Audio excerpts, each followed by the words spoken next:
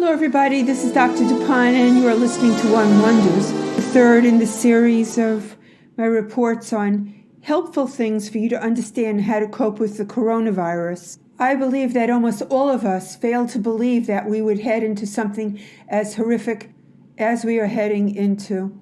And it's a matter of degrees of how much it sinks in everybody's mind that they understand that this is real.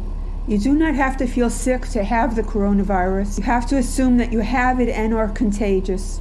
Isolating and keeping distance will slow down the spread of it, and that's what we need to do so that we don't overwhelm our hospital beds, our ICU beds, our number of ventilators. One of the very most important things for our healthcare providers to not get sick themselves is to have personal protective equipment.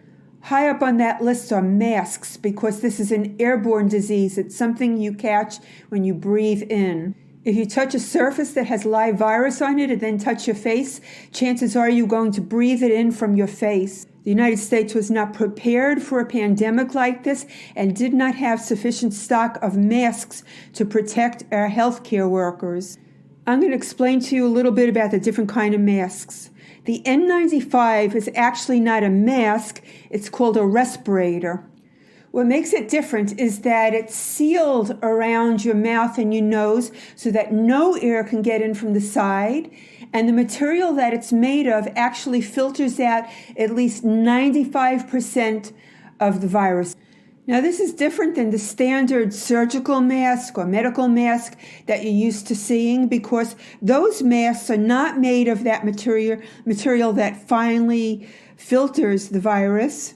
It does filter it somewhat, and it's not sealed around the sides so that air can get in.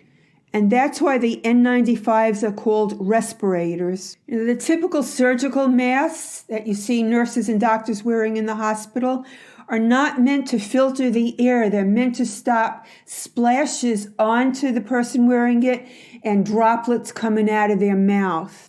Scientifically, it will help filter out the virus, but only less than 50%. The cloth masks that people are making actually aren't as good as the standard surgical masks, but they do give protection.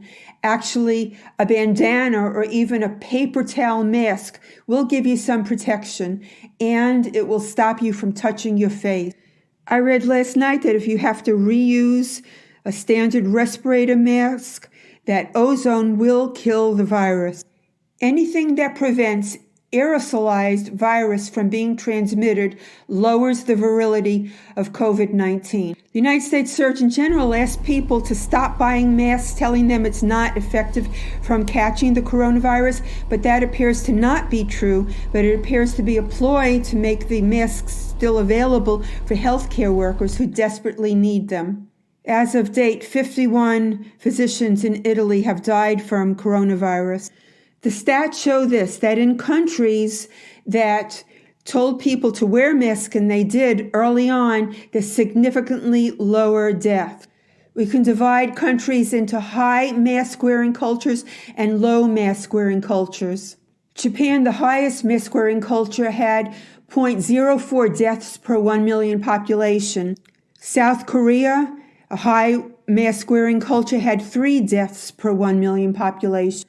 High mask-wearing culture Taiwan had 0.1 deaths per 1 million population. Low mask-wearing culture Italy had 178 deaths per 1 million population. Low mask-wearing culture Spain had 146 deaths per 1 million population. USA low mask-wearing culture has had 7 deaths per 1 million population.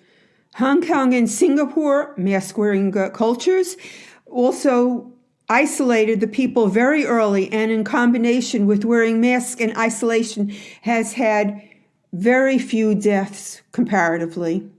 Anything you use as a mask will help. A bandana, a scarf, a piece of paper towel clipped on the side with 2 rubber bands will help. Anything will help. When you go outside and you have to be near people, say when you're at registers, I implore you to wear some protection for yourself and for the cashier and for all of us and our healthcare workers. Stay home, save lives. And when you need to be around people, wear a mask, and you could tell them, I told you so. I'm Dr. Dupont, and this has been One Wonders.